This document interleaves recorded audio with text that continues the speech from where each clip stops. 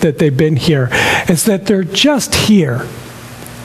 They've just arrived, and they're just floating along with the experience of being in this community and learning what it's about and finding ways in which they can participate and they can join in and be a part of.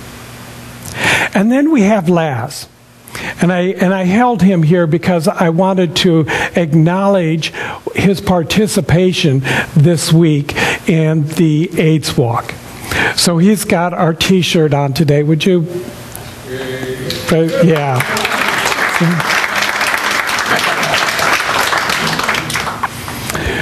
So we joined together with our sister center in Palm Desert to put a team together in order to show up as the presence of religious scientists, of beings of science of mind, of being of this consciousness. And so Laz, as one of our co-chairs here of this team, helped put this together. And we showed up in this wave of blue. And we all had these blue shirts that said Centers for Spiritual Living. That we're a presence. And I understand that out of all the teams that were there, we're like the 5th team in raising funds somewhere over $5,000. Isn't that great?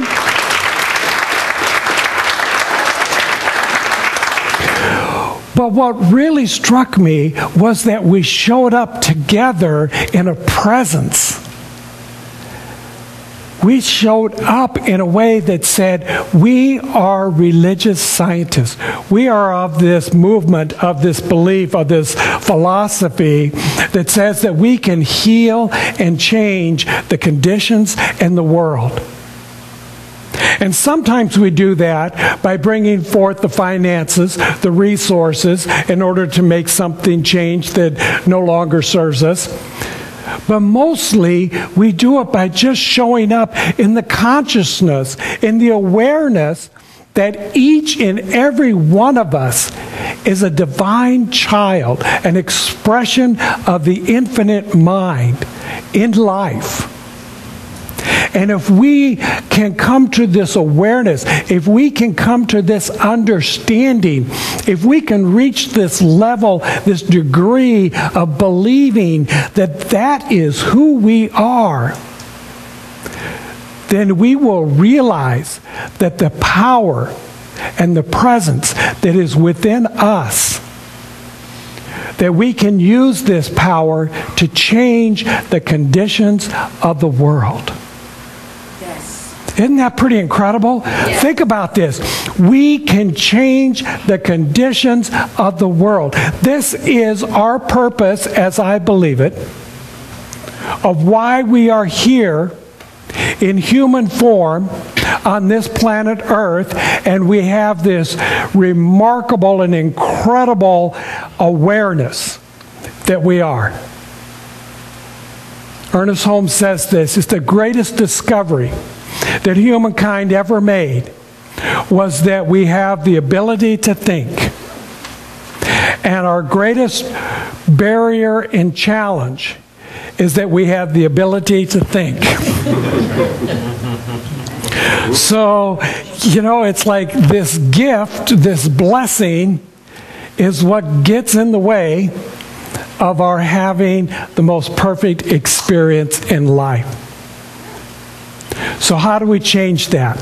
How do we make that movement so that we're not always bumping into ourselves or into the barriers or into the challenges or into the conditions that are there in life? We have the tools available to us to change our thinking in order to change our lives. And so I'm absolutely convinced that as we showed up yesterday on this AIDS walk, okay, let's see. Everybody that was participating in the AIDS walk in some form or fashion contributed to it, walked in it, showed up, supported somebody that was walking in. Could you please stand up? Let's see the presence here. Isn't that great?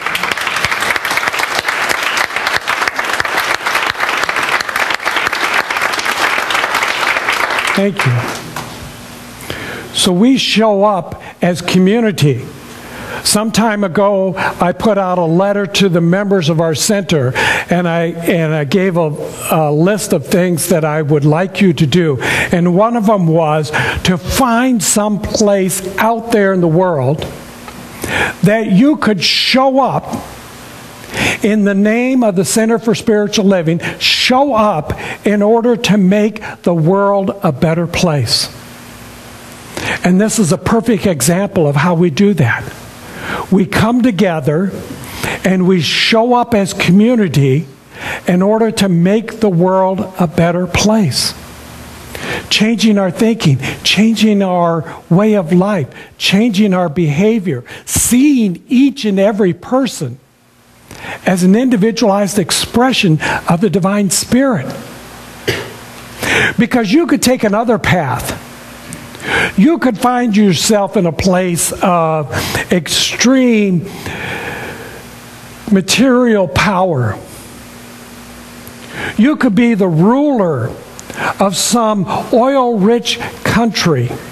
You could have the military at your beck and call doing whatever you wanted. And you could have $2 billion of cash stashed away in banks all around the world.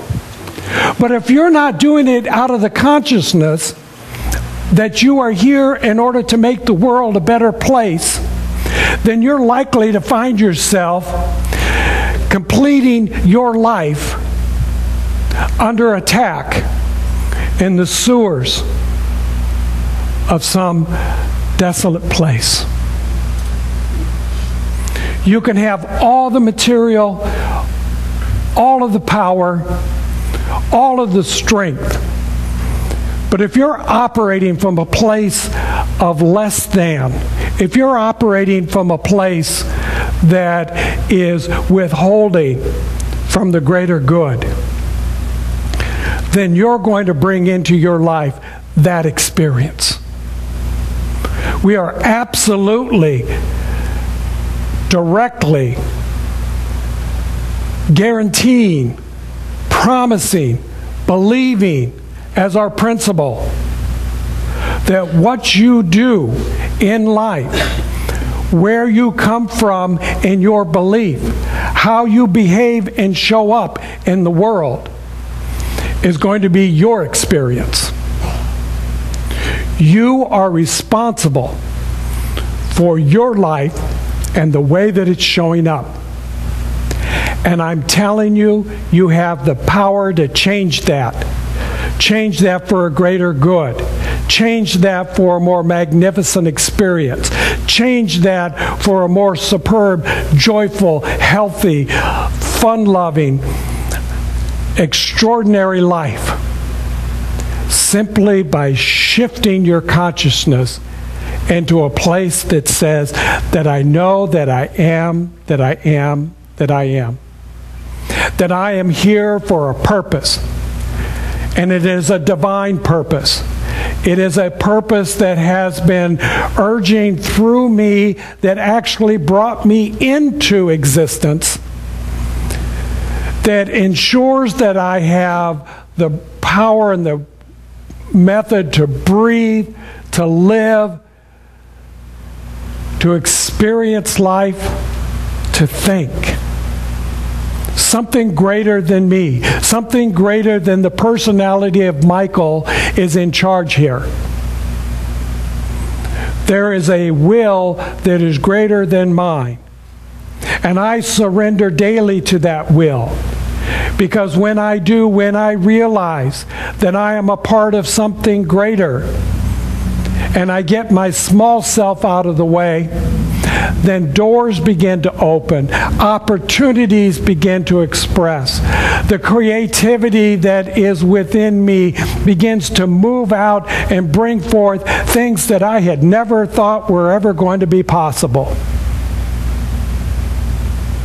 We've been listening to individuals each week as they have come forth to express in their own personal way the abundance and the prosperity and the joy and